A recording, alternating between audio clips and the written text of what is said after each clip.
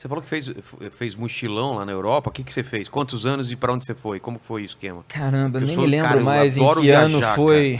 Deve ter sido 2001, por aí, porque depois eu voltei para passar 6 meses em Madrid. Foi depois do mochilão e deve ter sido 2003, 2004. E aí, quando eu voltei de Madrid, eu fui para Salvador no Carnaval e escrevi a crônica, que foi o meu primeiro texto viral, Um Sóbrio em Salvador. Ah, é? É, porque eu não bebo nada. E muitos colunistas naquela época... Você não bebe? Não bebi no Carnaval, não bebi na folia. E os colunistas na época dos jornais, eles eram muito mais velhos, né? Eles não iam botar um abadá e descrever tudo aquilo da maneira como eu descrevi, apontando os elementos positivos, negativos. Então aquele texto circulou por e-mail, porque as redes sociais ainda não tinham sido desenvolvidas. Estava começando o Orkut no Brasil ainda. Então, durante 1 ano, 2 anos, eu recebi e-mails todos os dias de micareteiros e anti-micareteiros, né? Foi um divisionismo político já. Já começou. Então tinha aquele e-mail do micareteiro que falava assim, você descreveu muito bem, ano que vem eu tô lá de novo, uhul. E tinha aquele anti-micareteiro, cara, como você disse, lá é muito nojento, não dá pra mim... Que é uma coisa que acontece muito na política, né? Porque talvez o brasileiro tenha até uma tendência a tomar um lado, né? Com paixões, com ódios e tal, e uma dificuldade, não é generalizado isso, mas a gente vê muito isso no debate público, uma dificuldade de aceitar as nuances, né? Que há elementos positivos, que há elementos negativos, e você vai administrar isso da melhor maneira, né? Você vai perceber em determinada circunstância o que é melhor, o que é menos pior, né? O que você pode escolher, mas você precisa cobrar em relação àquilo que é ruim. Então... Isso aconteceu de uma maneira análoga com a folia baiana.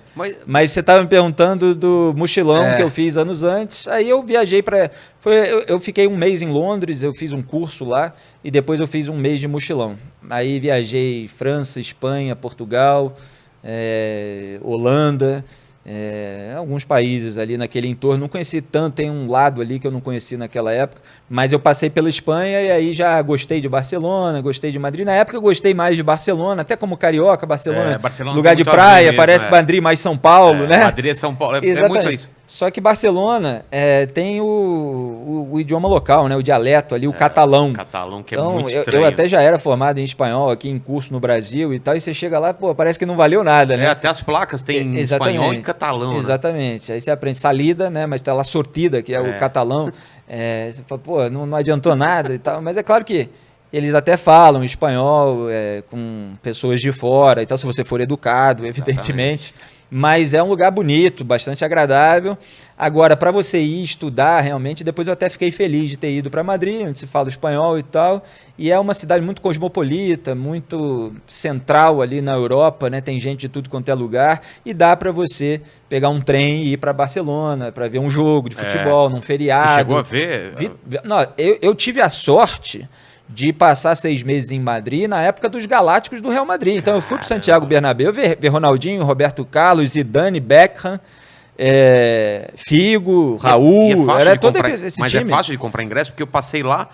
era mais caro, né? Em cima da hora é impossível, em cima da hora tem que comprar com antecedência, né? Aí escolhia e tal, ali um lugar menos caro.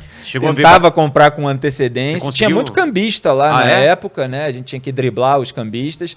Mas eu fui em vários jogos e fui Barcelona e Real, você conseguiu ver? Eu não vi o jogo do Real contra o Barcelona, mas eu vi, por exemplo, Real Madrid contra o Olympique de Marseille da Eurocopa. Então eu vi jogos assim extraordinários. E era muito bom, aquele time era muito bom, né?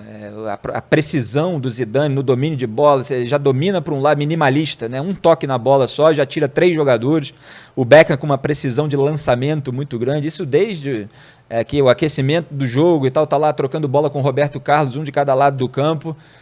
Eu me lembro até que o Roberto Carlos dava aquele passe e tal, o Beckham dava 1, 2, 3 passos para o lado, mas o Roberto Carlos era muito preciso também, e o Beckham dava aquele passe assim que ele não saía do lugar e matava a bola, e o Ronaldinho, o fenômeno, explodindo naquele momento, e era um rei. Eu já contei essa história, né, porque eu fui jogar uma pelada, como a gente diz no Rio de Janeiro, um futebol lá, no carro do Ronaldinho, porque a gente tinha um amigo em comum, Eu tenho um grande amigo, o Marcelo Serpa, um abraço para ele até, que é craque do futebol de salão, depois virou técnico lá na Europa, e ele, de férias, sempre vinha jogar com a gente lá no Rio, onde eu jogo futebol, né? Desde moleque a gente jogava junto, depois é que ele foi para a Europa, nas férias ele voltava, e eu falei, olha, eu tô indo para Madrid daqui a umas semanas e tal, você vai voltar para lá, né? Ele estava só de férias, se tiver alguma pelada boa para jogar lá, me chama. Aí passaram-se uns meses, eu estava lá estudando para uma prova que eu tinha na faculdade, fazendo algum trabalho e tal, todo enrolado, porque lá você está na Europa, brasileiro, quer conhecer um monte de coisa, quer fazer um monte de coisa, depois você lembra que você precisa entregar os trabalhos. Aí toca o telefone, é ele falando, Pim, né, que é meu apelido desde pequeno, o pessoal ainda me chama, porque eu tive já até o blog do Pim. Pim, Filipim, Pim, né, que é a explicação mais fácil que eu dou. E aí ele falou, Pim, vai ter uma pelada e tal, o Ronaldinho vai e tal, você quer ir? E eu cheio de coisa para entregar no dia seguinte, falei, tô dentro, vambora. Então, meu amigo vai passar aí e tal, o nome dele é tal, vai para a estação tal e que ele vai te passar. E aí eu fui, botei minha chuteira lá, fui, e o Júnior, né, nosso amigo em comum, passou lá para me buscar. Já tinha jogado comigo também no Rio e tal, ele falou, vamos, a gente vai passar agora na casa do Ronaldo, ele vai entrar aqui e a gente vai junto. Falei, beleza, vamos embora. A gente passou num apartamento ali que ele tinha, o Ronaldo tinha acabado de se separar, da Milene na época, se eu não me engano. Da Milene? Ainda, E aí ele estava num apartamento lá, ele saiu de carro, aí ele queria ir no carro dele, aí a gente estacionou e passou pro carro dele. E aí eu vi a vida que o Ronaldo Fenômeno levava de príncipe, de rei. Ele, se estiver me ouvindo, sabe do que eu estou falando, mas embora, obviamente, ele não vá lembrar, porque, enfim, para ele foi uma pelada só, eu estava ali no banco de trás, ele foi conversando com um amigo dele, e eu fui rindo deles, mas porque ele não foi era muita história engraçada. Não, ele foi dirigindo, o nosso amigo em comum no banco da frente, eu no banco de trás. Caramba! E ele falando ali no Viva Voz, com um monte de gente e tal, fazendo um monte de piada, querendo que outros jogadores também fossem chamados. Só que aí a gente chegou lá no campo de Marrada Onda, que é um lugarzinho ali perto de Madrid, era um campo de grama sintética aberto. E aí era dia seguinte de um jogo desse da Copa dos Campeões, ele falou, se eu jogar vai juntar a maior cabeçada aí, porque era um lugar aberto, não era um clube fechado assim, mas era um campo bom. E aí ele acabou não jogando, mas ele foi o técnico do meu time, né? E a gente jogou, eu meti vários gols. Eu posso contar a história, ninguém estava lá para ver, mas é verdade. Mas é verdade. É a sua versão aí. Exatamente, mas é verdade.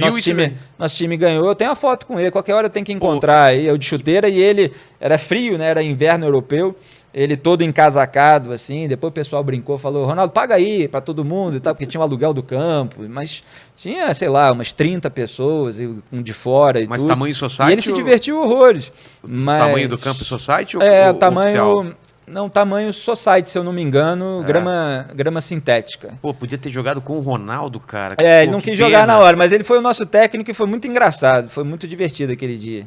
Eu até escrevi uma crônica na época, eu tinha um site, e antes de ser contratado por grandes veículos e tal, estava na época de faculdade ainda, mas fui jogar bola com o Ronaldinho, eu contei um pouco e fazendo umas analogias culturais em relação à Espanha e Rio de Janeiro, que eu sempre faço essas comparações. Outro dia até lembrei no rádio uma delas, já que a gente está falando só amenidades aqui, porque o presidente da Petrobras, né, que o Jair Bolsonaro tirou de lá, ele interferiu e tal, demitiu o cara. Ele foi dar uma entrevista com a camisa Mind the Gap, né? E aí eu lembrei, Mind the Gap é aquele aviso lá do metrô de Londres, né? E a gente fazia muita piada brasileira que o espanhol fala muito rápido, né? Mesmo para quem estudou espanhol e tal, você chega lá, você tem um baque assim, e fala demais, né? Prolixo. E aí eu, para ilustrar isso, eu percebi a diferença entre o metrô de Londres e o metrô de Madrid, né? Então, em Madrid, quando está chegando perto da estação, eles falam assim, atenção, estação em curva, a salir, tenham cuidado para não introduzir el pie entre coche e andame. São 18 palavras. E lá em Londres você vai, mind the gap. Fica repetindo, mind the gap. Exatamente. Mind the gap. Você sabe que na época tinha até um jogador espanhol, quando eu estava em Londres, que foi contratado, agora não me lembro, acho que é o Torres, Fernando Torres, se eu não me engano, o pessoal que entende de futebol vai lembrar. Ele foi contratado pelo futebol inglês e a piada na Inglaterra era que se ele fosse tão rápido no campo quanto ele fala, estava ótimo, estava tudo resolvido. Agora, os brasileiros aqui, acho que imitaram mais o espanhol no metrô, que acho que é para explicar bem pro povo. Exatamente. Eles dão uma mensagem bem mais longa. Lá em Londres virou uma marca e tal, o pessoal já presta atenção naquele vão para não cair, né? Ele foi demais. E no campo. Foi muito bom. Foi incrível. E jogou no São Cristóvão, né? Onde ele começou. Eu fui lá outro dia jogar. Outro dia não, faz meses e meses, né? Jogar no campo do São Cristóvão, que tá um gramadinho maravilhoso. Depois me explicaram lá que o Flamengo tinha feito um acordo e tal, para usar aquele campo, mas depois não precisou, e aí o campo foi reformado e tal, e ficou lindo, e estão alugando para o pessoal de pelada. E tem lá, né, o estádio de onde saiu o Ronaldo Nazário, tem uma mensagem ali que eu não me lembro exatamente a formulação agora, mas está um campo muito legal. Para quem é do Rio, quando você passa a linha vermelha, você vê ali o campo de São Cristóvão.